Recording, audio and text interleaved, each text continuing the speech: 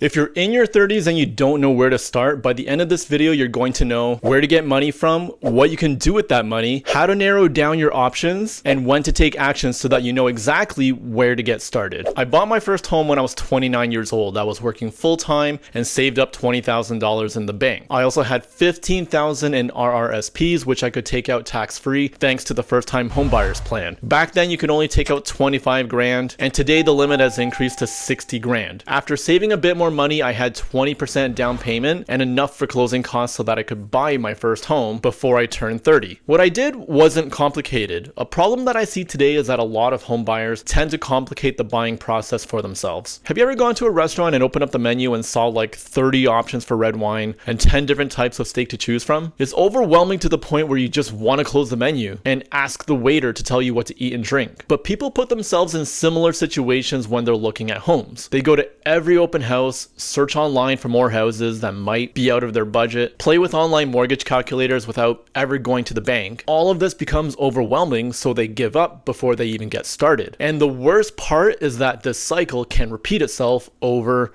and over again. Buying a home was maybe one of the easiest things I've ever done. It was a simple matter of having some money, figuring out what my budget allowed, buying the place I liked, and I'm pretty sure I bought the first place I saw, got the keys, and moved in. That was it. I wasn't paying rent anymore and owned my own home before I turned 30, which was a goal of mine. And I know a lot of you are wondering, how can you do the same thing now that home prices are higher, interest rates are higher, and the job market sucks? This is all true, but these reasons also become mental roadblocks that prevent you from moving forward. The average home price in the GTA is over $1 million. True, but it was over $1.3 million just 2 years ago. Interest rates are also high. Also true, but they're currently half of what they were last summer. In this year's real estate market, every client that I've helped to get into their next home or commercial unit if they're running a business, 80% of them had their first offer accepted on the first place they saw. That means if they saw a place they liked, we went for it and got it. That's the market that we're in today, and I want you to keep that in mind because the steps I followed for my first home still work more than a decade later. So it starts with where, which is where do you get enough money to buy your first home in your 30s? If you're like most people who graduate high school at around 18 years old, then today you're probably about 8 years out of university or college, and hopefully you're into your first career making some money. If you're living at home still, then hopefully you're saving a lot of that money. But how exactly do you know how much you can save? There's a lot of budgeting rules you can try to follow. They teach you how to responsibly allocate your money into 3 categories. That's your needs, your wants, and your savings. But the problem is that a budgeting system is a lot like a diet. A ton of them exist, but you don't know which one to follow because you don't know which one fits your lifestyle. In the end, whichever budgeting system you decide to follow is almost irrelevant. What is important is to pick one that's easy enough to follow and stick to it. Your discipline and dedication to stick to your budget and determination to reach your goal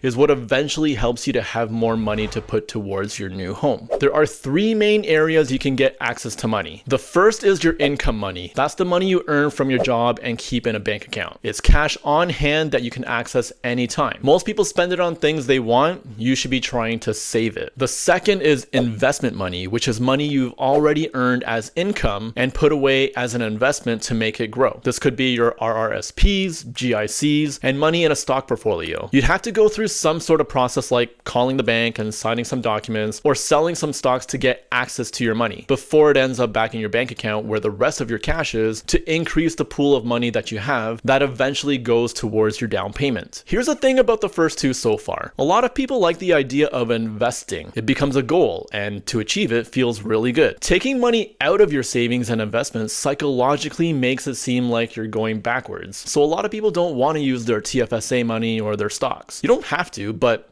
if you want to avoid that, you have to get really good at keeping more of your income money in the bank. Set a goal to see $10,000 in the bank. Once you reach that, increase it to $15,000, then $20,000, and keep increasing your savings goal. The third is debt money, which is using other people's money, typically a bank's money, which they give you in the form of a mortgage. Whatever amount you borrow and take on as debt, you pay it back over time with future money. So for instance, you take on this mortgage debt in the anticipation that you'll earn a monthly income from your job to help pay it down. The better you are at keeping your income money in the bank and having the discipline to grow your savings and investments, investments, the less money you'll need from the bank. A lower mortgage means less interest paid on the debt. It's like a credit card. The interest you pay per month on a credit card balance of $100 is less than the interest you pay on a balance of $1,000. There's a client that I'm working with who first reached out to me 2.5 years ago. 5 months after we started talking, she managed to save up $125,000, which I don't take any credit for. She was really good with her savings and was obviously doing something right, because another 2 years later, she managed to grow her savings by another 60% for a total of $200,000. She probably doesn't have any bad spending habits and instead has the discipline to save and is really determined to buy her first home. Over the years that I've known her, she changed her job a couple of times and managed to increase her income, and this helped her save more money at an accelerated rate. But she also didn't just keep that money in the bank. She grew some of that in GICs and other investments because she knows that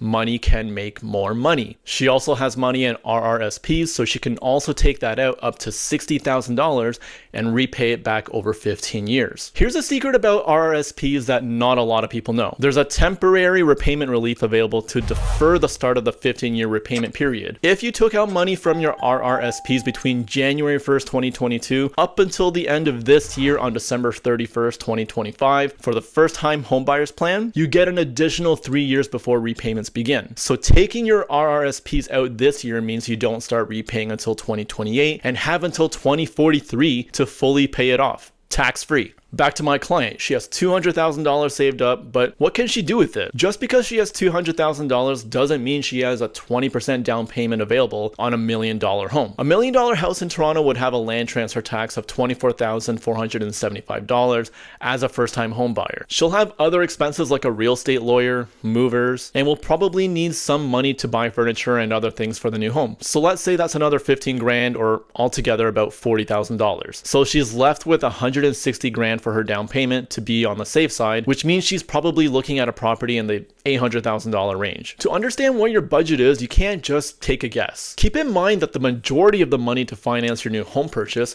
is probably coming from the bank. They consider your income, your assets, liabilities, and debts, basically your entire financial situation, to decide how much they can give you and at what rate the loan will be at. Okay, so now that you know your budget, you can figure out the what you can actually afford. You don't get the answers by going to open houses of properties that have listing prices you think you can afford. I guide my clients with this approach of having 4 key elements to narrow down the options. There's the budget, location, property type, and size. We already looked at budget, which is going to be a combination of your income money, savings and investments, and the mortgage you'll get qualified for from the bank. For location, most people start with somewhere that's close to where they work. Great idea because you can reduce the daily commute time by as much as possible. Not a bad starting point, but I try to encourage a wider search area by considering an area that you can see yourself living in for the next 5 to 10 years. Because a job can always change, which means the location of your job can change. But the location of your home cannot change unless you move again. Think back to just 5 years ago when a ton of people started working from home during the pandemic. Once that door opened, people started moving to different locations all around the GTA that they never previously considered. But once employees got called back into the office, they had longer commute times if they moved further away, and in some cases ended up having to move back closer to work. You should also consider your minimum home size requirements. Does your home need to have at least 2 bedrooms, or is 1 enough? Do you need a dedicated office space, or is the kitchen table with your laptop enough? Will the size of your home that you choose today also support your spatial needs for at least the next 5 years, or do you think you'll have to move again? Try to think of what you need and aim for slightly more. Because if you buy a place and a year down the road, you realize it's not enough space and you're already looking to move again, the expenses will add up. Finally, combine it all to figure out your property type. In North York, an $800,000 budget could be a 2-bed, 2-bath condo unit. But in Ajax, the same budget could be a 3-bed, 3-bath freehold townhouse. The last thing you need to consider is when would be a good time to actually buy your next home? Do you want to keep saving, or do you have enough to buy what you want today? Do you want home prices to come down while mortgage rates keep falling? The best way for me to answer this is to tell you what kind of market that we're in today. In the fewest words possible, this is a buyer's market. What does that actually mean? Homes are taking longer to sell, especially condos. The defining word in 2025 is uncertainty. The US trade war is impacting the Canadian economy with tariffs. The Bank of Canada held the key interest rate in April, and instead of dropping it another 0.25%. We have a new liberal government with a housing plan and immigration plan that might not actually do much to help our present housing crisis. All of this has a lot of people wondering if they should make a move this year. People are uncertain if housing will pull back with falling home prices due to a higher risk of inflation. At times like this, it makes sense why people want to hold on to their money instead of jumping into the housing market. But for anyone who does get into the housing market today,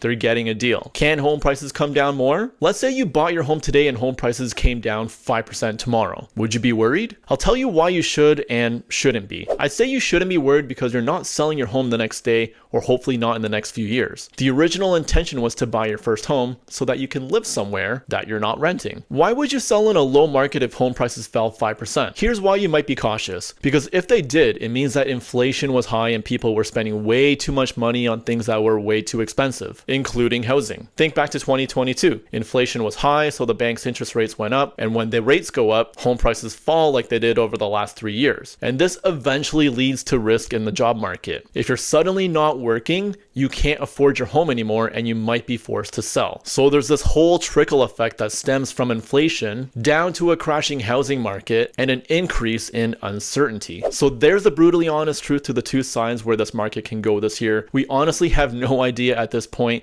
and it's too early to say. But if you're a bit of a risk taker and you're willing to consider the current state of the housing market as an opportunity, you're getting a deal on your home purchase. 4 out of 5 people are buying the first home they want without any competition in their way. If you gain value from watching this video, consider subscribing to my YouTube channel for market updates and the best real estate tips to help you reach your real estate goals. My name is Fred Tam. I'm a real estate broker in Toronto. Thank you for watching and I'll see you in the next one.